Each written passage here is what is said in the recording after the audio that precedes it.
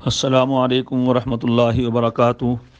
امید ہے کہ ہمارے احباب کرام خیر و عافیت سے ہوں گے۔ اللہ تبارک و تعالی ہم سب کو خیر و عافیت سے رکھیں، اپنی مرضیات پہ چلنے کی توفیق عطا فرمائیں، اور یہ جو اس وقت کرونا وائرس کی وبا پھیلی ہوئی ہے، اللہ تعالی ہم سب کو اس سے محفوظ فرمائیں اور جلد از جلد اس کا خاتمہ فرمائیں۔ اس سلسلے میں آج یہ گزارش پیش کرنی تھی کہ ہر آدمی اپنے طور پر اس حوالے سے احتیاطی تدابیر اختیار کیے ہوئے ہے۔ جو جس کی نظر میں زیادہ اہم ہے وہ اسے ترجیح دیتا ہے۔ اسباب پر انحصار کرنے والے حضرات نے ظاہری اسباب خوب اختیار کر رکھے ہیں، اور باطنی اسباب اختیار کرنے والے حضرات نے جو حقیقی اسباب ہیں وہ بھی اختیار کر رکھے ہیں، یعنی اللہ تعالیٰ کی طرف رجوع، توبہ، استغفار، تلاوت، ذکر وغیرہ۔ اور ماشاءاللہ ایک طبقہ ایسا بھی ہے کہ جنہوں نے دونوں طرح کی احتیاطی تدابیر اختیار کی ہوئی ہیں الحمدللہ۔ اور کچھ ناعاقبت اندیش ایسے لوگ بھی مل جائیں گے جنہوں نے کسی بھی قسم کی کوئی تدبیر اختیار نہیں کی، نہ ظاہری تدابیر اختیار کرتے نظر آ رہے ہیں اور نہ ہی حقیقی اور باطنی تدابیر اختیار کرتے نظر آ رہے ہیں۔ یہ خطرے کی بات ہے، ایسا ہرگز نہیں کرنا چاہیے۔ اس حوالے سے یہ گزارش کرنی ہے کہ جتنے بھی وظائف ہم کر رہے ہیں، کوئی تلاوت کر رہا ہے، درود پاک پڑھ رہا ہے، استغفار کر رہا ہے، آیت کریمہ پڑھ رہا ہے، رات کو اٹھ کے نوافل پڑھ رہا ہے، الحمدللہ بہت مبارک اعمال ہیں، صدقہ خیرات بھی لوگ کر رہے ہیں، یہ ضروری چیزیں ہیں اس حوالے سے۔ لیکن ایک چیز جو میں عرض کرنا چاہتا ہوں، جو تمام وظیفوں سے بڑھ کر ہے، وہ ہے جناب نبی کریم صلی اللہ علیہ وسلم کی سنت پہ عمل کرنا۔ اور یہ حقیقت ہے کہ آپ کی سنت مبارکہ پہ عمل کرنا تمام اعمال سے بڑا عمل ہے، تمام وظیفوں سے بڑا وظیفہ ہے، تمام تدابیر سے سب سے بڑھ کر تدبیر ہے۔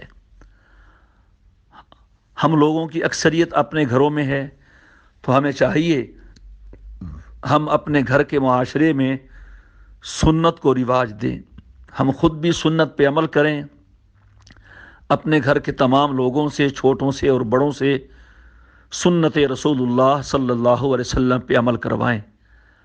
جب زندگی میں سنتیں زندہ ہوں گی، اللہ راضی ہوگا، اللہ کے حبیب صلی اللہ علیہ وسلم راضی ہوں گے، اور جب اللہ کو امت پہ پیار آئے گا اپنے پیارے کی پیاری سنتیں زندہ کرنے کی وجہ سے، تو حقیقت ہے یہ وبا تو کچھ بھی نہیں، اللہ تبارک و تعالی تمام بلائیں اور تمام وبائیں، تمام پریشانیاں ختم فرما دیں گے۔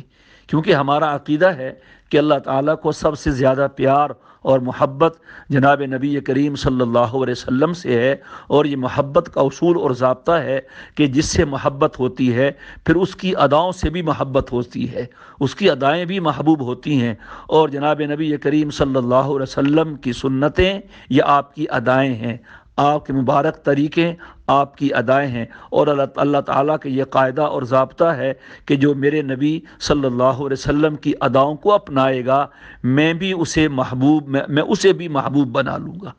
تو لہٰذا آج ہم روزانہ کتنے کام کرتے ہیں، ہم جن میں بلا تکلف اور بلا تردد اور بلا مشقت سنتوں کو زندہ کر سکتے ہیں۔ ناشتہ کرتے ہیں، دوپہر کا کھانا، شام کا کھانا، کھانا کھانے کی سنتیں، ہاتھ دھو کے کھانا کھائیں، کھانا کھانے کے بعد ہاتھ دھوئیں، کھانا کھانے سے پہلے بسم اللہ پڑھیں، کھانا کھانے کے بعد دعا پڑھیں۔ یہ ہم کھانا روزانہ کھاتے ہیں۔ واش روم کتنی دفعہ جاتے ہیں؟ واش روم جانے سے پہلے ہم رک جائیں، پہلے بایاں پاؤں اندر رکھیں اور استنجے میں بایاں ہاتھ استعمال کریں، جب نکلیں تو دایاں پاؤں پہلے باہر نکالیں، دعائیں آتی ہوں تو وہ پڑھیں، جاتے ہوئے اللہم انی اعوذ بک من الخبث والخبائث، اور جب فارغ ہو کے نکلیں تو غفرانک الحمدللہ الذی اذھب عنی الاذی وعافانی۔ सोते हुए कोशिश करें बावुज़ू हो के सोएं, मुश्किल हो तयम्मुम कर लें। चलें, वुज़ू करना कोई इतना ज़्यादा अहम नहीं, लेकिन दाएं करवट लेटें, अपने दाएं हथेली को अपने दाएं रुखसार और सर के नीचे रख के सोएं। सोने की दुआ अल्लाहुम्मा बिस्मिका अमूतु व अहया। जब उठें अल्हम्दुलिल्लाहिल्लज़ी अहयाना बादमा अमातना व इलैहिन नुशूर। ये खाने की सुन्नतें, सोने की सुन्नतें, बैतुल खला में जाने की आने की सुन्नतें, ये सारी सुन्नतें हैं। अगर हम ये शुरू करें और सुन्नत की कोई किताब ले लें, उसकी घर में तालीम करवाएं और अपने बच्चों को बताएं, ये बच्चों के दिलों में ये बात नक्श हो जाएगी इंशाअल्लाह। हम इन अय्याम से फ़ायदा उठाएं। अगर इस वक्त उम्मत सुन्नत की तालीम पे आ जाए, सुन्नत के इहया पे आ जाए, सुन्नत की तरवीज पे आ जाए, सुन्नत पे अमल करने पे आ जाए, तो हकीकत ये है कि ये वबा बहुत जल्द ख़त्म हो जाएगी। और इसके लिए हमें कुछ मशक्क़त नहीं करनी। जो बड़ी सुन्नतें हैं, जो हमारे लिए हम उन्हें मुश्किल समझते हैं, अभी उन्हें इख्तियार ना करें। जो आसान आसान सुन्नतें हैं, जो काम हम करते ही हैं, हम उनमें थोड़ा सा रुख फेर लें जनाब नबी करीम सल्लल्लाहु अलैहि वसल्लम की तरफ।